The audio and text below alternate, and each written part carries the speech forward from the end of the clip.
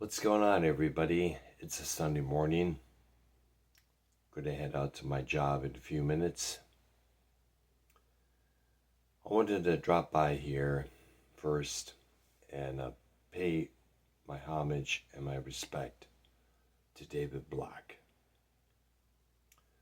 For those unaware of who he was the guitarist for the Motor City-based power trio Seduce. They had two great albums. Their self-titled debut from 1985 and Too Much Ain't Enough from 1988. Both albums, by the way, a few years back, were reissued on a different label and is available on colored vinyl. They were featured in the movie The Decline of Western Civilization, Part 2, The Metal Years.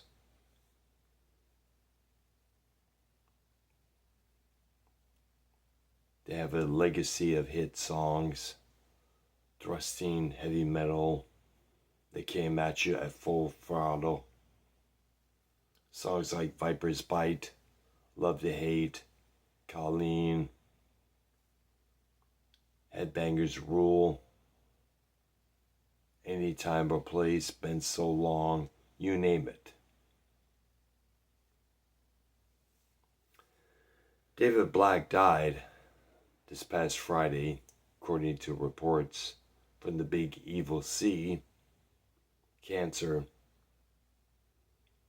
I'm not too sure how old he was, to be exact.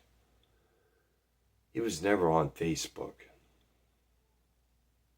Only his other two bandmates, singer and bassist Mark Andrews and drummer Chuck Burns, were.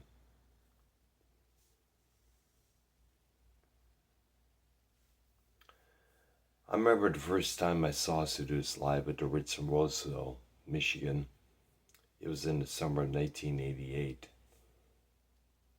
I was mesmerized by the power that they displayed on that show they did. Of course, I heard the name Seduce mentioned many times within the scene. I remember seeing a video they did for the song Headbangers Rule that was played on a local access show called The Beat, which was affiliated with one of the local rock stations. It aired on one of those public television stations late Saturday nights at 11 p.m. And yes, I was one of the first people to watch that show.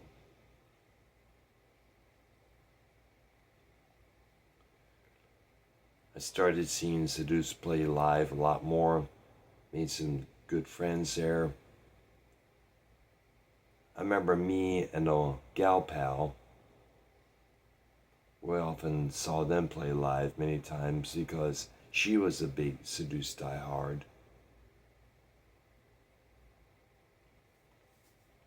Also remember the after show parties it would have at either this location or that location. Fun times they were indeed.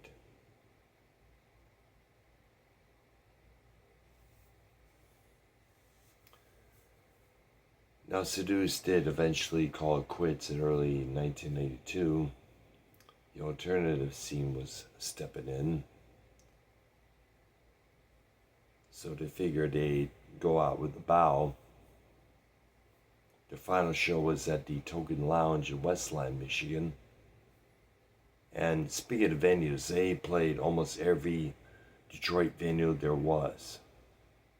The Token Lounge, Studio Lounge, also in Westland, Harpo's Concert Theater, Blondie's, both in Detroit, the Ritz in Roseville, New York, which later became the Limelight, in Warren, Michigan. They played a lot of well-known venues.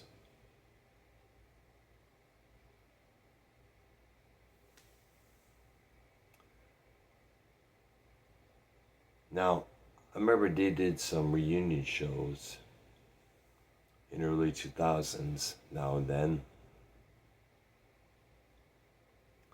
I also remember them being a four-piece for about a couple of years. They got a singer, Angelo Longanos, who unfortunately is no longer with us as well. He died in 2008 from apparent brain hemorrhage.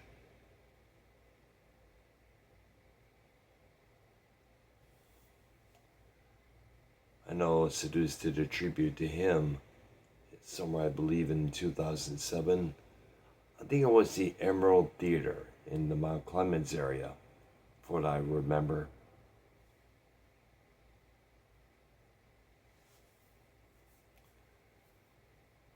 Of course, Mark Andrews would later move to Nashville, Tennessee. David Black and Chuck Burns would remain in Detroit. So this news really shocks me because I never knew that he was going through cancer issues. But then again, like I said, he was never on Facebook. The only time people had to look him up is when he would see old photos of him playing live with Seduce from either this year or that year, or this video or that video. I remember seeing a video that was posted on there on Facebook from around 1990, a song called Somewhere Out There. That's when he had Angelo Longanos as their frontman.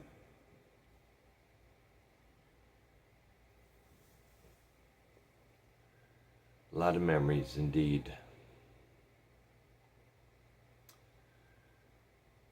Now, for those outside of Detroit who still never heard of Seduce, I encourage you to find those two records.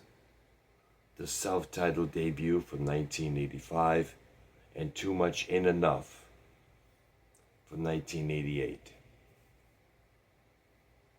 You can find them in a used store, or maybe you can order the new official versions online. Definitely check the sound out. You will not be disappointed.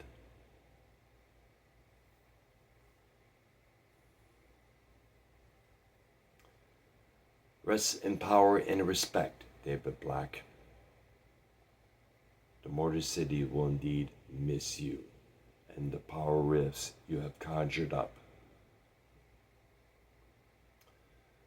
Subscribe to my channel, hit that like button and the notification bell.